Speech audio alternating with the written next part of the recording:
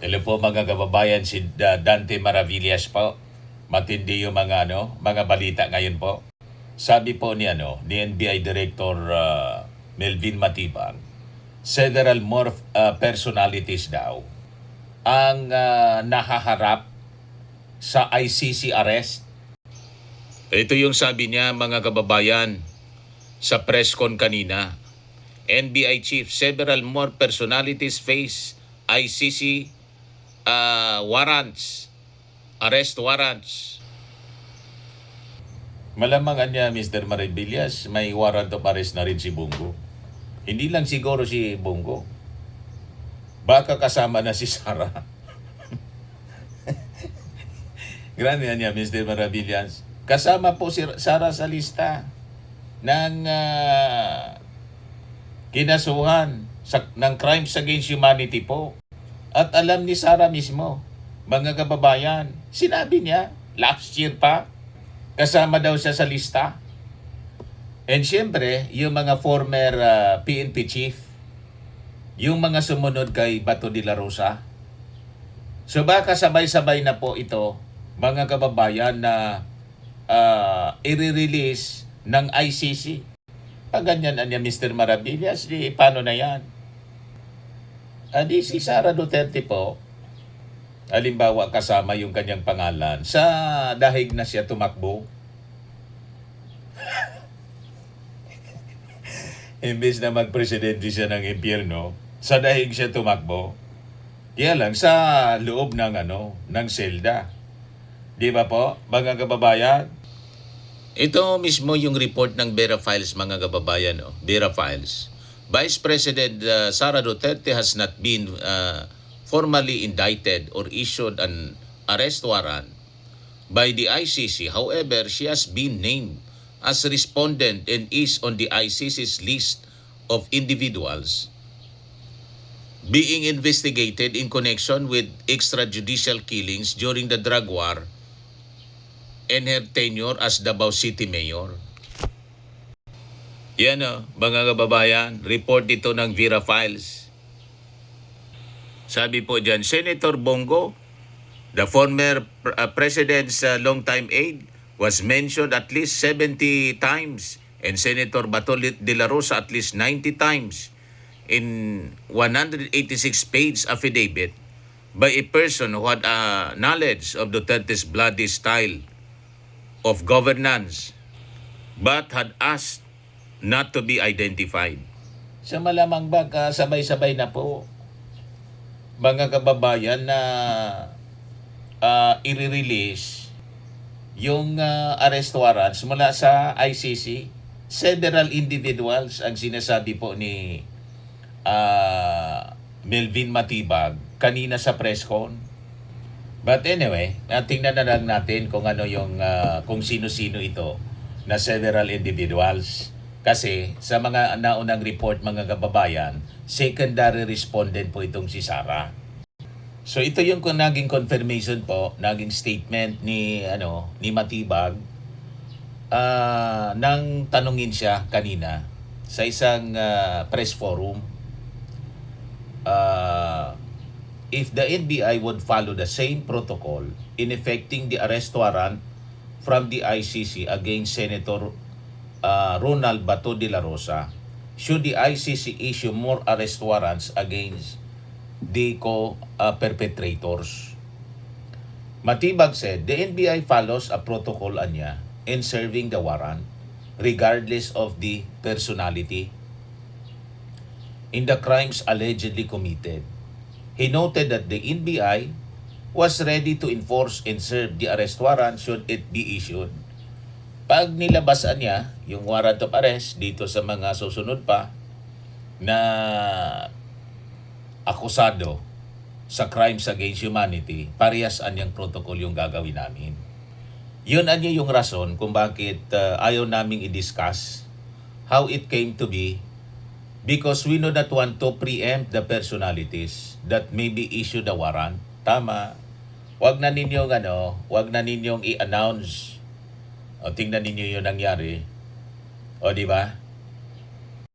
Sa bagay, nasakutin na sana kung hindi prinoteksyonan, mga kababayan. ng Senado. Kaya nalulungkot itong si Matibag. Yung nangyari niya doon sa Senado, hindi pala niya pwede ninyong hulihin pero pwedeng patakasin. So ibig sabihin, protective custody nila, hindi pwedeng hulihin pero pwede palang patakasin. Pinatakas, malinaw na pinatakas. Ito, Hindi nyo pwedeng hulihin, pero pwede namin patakasin. Mahirap po yata pagka ganun yung naging sistema natin. Because it will send a bad precedent right now correct. na yung Senate pwede palang pagtaguan ng isang pugante. You have to remember, sinabi nila that Senator Bato was under their protective custody. So, you know yung isang dapat na sagutin ng Senado na you took it upon yourself noong May 11, nung kami po yung unang pumunta ron para i-effect yung arrest, na usapang lalaki po yon with the Senate President and with the other senators na they are saying he is under the protective custody of the Senate. So ano ibig sabihin po nun? If you took it upon yourself na protective custody mo, ibig sabihin nun na pagka hindi nyo siya pwedeng kuhain sa amin, kami nang bahala, pero pag kailangan niya ng You say na pagka hindi nyo siya pwedeng kuhain sa amin, kami nang bahala, pero pag kailangan niya ng managot sa batas at kailangan siyang ipresenta sa anumang ahensya o korte, we will make him available. At dyan po yung eksaktong sinabi nung okay nakikipag-usap sa kanila nung Lunes, na pagka meron na talaga, pag may order at talaga namang dapat na siyang isuko, hindi naman tatakas siya, hindi susuko. So, that is protective custody. I will make a Close na panloko, niloko ng Senado yung National Bureau of Investigation, niloko ng Senado yung ating mga mamamayang Filipino. Yun ang nakakalungkot sa ginawa ng mga senador, mga kababayan. Talagang may pananagutan sila. example for our public to easily understand. Pumasok ka halimbawa ng isang department store, piniiwan mo yung bag mo, sa anong ibig sabihin nun, ipinagtiwala mo sa kanya yung bag mo na yon, Correct. bigyan ka ng numero, sila yung may kustodiya ron. Pag nawala yan, may nangyari dyan sa gamit na yan, at kukunin mo na yon, at hindi mo mabalik, sino pa mananagot? Yung may hawak ng gamit na yon. Dahil you took it upon yourself that you will secure it. Baka yata ang pinagtataka nga rito, baka iba yung definition ng Senado rito sa protective custody, hindi nyo pwedeng hulihin, pero pwede naming patakasin. Mahirap po yata pagka ganun yung naging sistema natin. Because it will send a bad precedent right now na yung Senate pwede palang pagtaguan ng isang pugante. So, Yun ang ginawa nila. Kung ikaw may bala kang maging professional criminal at maraming means ka to be a senator, magsisenador ka. Para pag-uulihin ka, nandun ka lang sa Senado. Correct. I think kailangan ma-realize natin yun because napapansin ko po there is a breakdown of law and order right now. And ako ngayon, nandito ngayon sa NBI, kami ngayon sa NBI, that is what we want to promote. That we have law and order. We have to instill law and order and discipline to every Filipino right now. Kaya mahirap po na makabalik yung Duterte administration. They're above the law. Yan ang kanilang paningin. Pinaglalaroan nila ang batas, mga kababayan. Yan ginawa ng mga Duterte senators. Ngayon, actively tutugisin na nila itong si Bato de la Rosa, mga kababayan. Sabi ni Matibag, no more reading between the lines. Kahit si dating senador Dick Gordon na-react dito sa issue ng pagpatakas kay Bato de la Rosa. Yan sa interview ng DCRH. Sabi ni Dick Gordon, mga kababayan, sinunog ng Senado ang sarili nila. Dick Gordon says Senate burned itself by hiding Bato. Some senators have lost moral authority. Correct, mga kababayan. Sinira talaga po ng mga senador. Duterte senators yung imahe ng Senado. Sasabi po ni Dick Gordon, the Senate's credibility niya credibility crisis did not arise from the May 13 shooting incident alone, but from the decision to use the institution as a refuge for a senator facing an international arrest warrant for alleged crimes against humanity. A decision niya, sabi niya, had predictable and damaging consequences for the Senate standing before the public. He said the conduct of Senate Sergeant-at-Arms Mau Aplaska, who fired the first warning shot at NBI agents, and De La Rosa's subsequent escape from the Senate premises in the early hours of May 14 must both be accounted for, and that those responsible niya must face consequences. Kailangan talaga kasuhan po itong mga senador, itong tracing mga senador, for obstruction of justice. Goddo noted that the public anger directed at the Senate in the aftermath of the incident is organic and genuine, saying the outrage reflects a long-building frustration with senators who have prioritized political interest over institutional accountability. I think some senators have lost their moral authority. I'm not ready na sabihin na sira na ang Senado, although bumagsak ang kanilang trust rating. He said, pointing to the contrast between the Senate's declining credibility and the House of Representatives whose trust rating has increased following its handling of the impeachment complaint laban po kay Vice President Sara Duterte. Talo na po, sad-sad yung Senado, tumalo naman yung trust ratings po ng Congress. Ngayon, nagkaroon ng kultura na ang hinahabol tila ay project-oriented at nagre-release ng funding for elections. Yan ang mga ginagawa usually ng mga gustong ma-re-elect sa lower house. Nagiging masyadong focus sila sa local re-election, kaya nakakagawa sila ng hindi tama. Mukhang nadala na sa Senado. Nadala na sa Senado yan, sabi po ni Gordon. Gordon also criticized the Senate Blue Ribbon Committee's track record, saying strong investigations are undermined when senators refuse to sign recommendations, and that the public must know who these senators are and why they refuse to sign. Yung sa committee ni Ping Lacson. Dapat ilabas lahat sino yung hindi pumipirma. Tanungin sila, usigin sila. Ba't ayaw ninyong pumirma? He said, adding that senators can sign with reservations but must justify their position publicly rather than quietly burying the committee's findings. Correct. Ganon dapat. He closed by issuing a warning about the consequences of continued impunity, saying that if the Senate mishandles the impeachment trial and is seen as protecting political allies rather than serving accountability, the public may take matters into their own hands.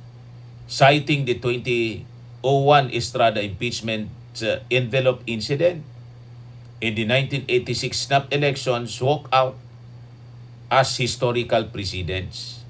Pagpasok ng impeachment, bago mo bantayan yan, dahil diyan nyo makikita kung sino ang kumikiling at may tinutulungan. Nangyari na yan doon kay Estrada.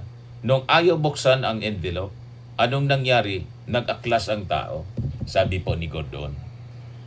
Ngayon, yung mga tumulong, nag-warning na din yung NBI sa pagtakas ni Bato de la Rosa. Pwede niya ito na mag-result sa criminal and administrative liability. So sabi dito, the National Bureau of Investigation Director Melvin Matibag warned that individuals who helped Senator Bato de la Rosa evade arrest could face criminal and administrative liability, including obstruction of justice and harboring a fugitive. Ito yung sinasabi natin. Lahat na senador na nandun malamang makasuhan po ng obstruction of justice. Ng penalty, mga kababayan, 4 to 6 years of imprisonment, then perpetual disqualification from holding any public office. So itong tracing senador na to ay madi-disqualify sila. O di ba? So sabi naman nila political persecution. So sabi dito, Matibag made a statement after Senator Robin Padilla publicly admitted that on May 14, De La Rosa rode with him out of the Senate complex and was later dropped off in Makati City before authorities again lost track of the senator's whereabouts. It is Senator Padilla himself who confirmed that sa kanya sumakay, nakisakay sa kanya at binaba niya sa isang lugar, sabi po ni Matibag. I think he is responsible senator and responsible citizen na alam niya na ngayon na dapat managot sa batas. On the question of kanyang responsibility or anything that should be answerable under the law, it is being studied and built up by the Department of Justice. So may case built up na mga kababayan laban sa kanila. Marami po yan, depende kung yung mga pagkatao. Meron po siyempre yung obstruction of justice dyan, tapos yung harboring ng kriminal. If you are a government official working in a government, mas komplikado po yan because we have the Code of Professional Responsibility at saka yung Republic Act 3019 Anti-Graft and Corrupt Practices Act, sabi po ni Matibag. This is established that any crime committed by any members of Congress, whether it's House or Senate, if the penalty is more than 6 years, you are not covered by the immunity from arrest.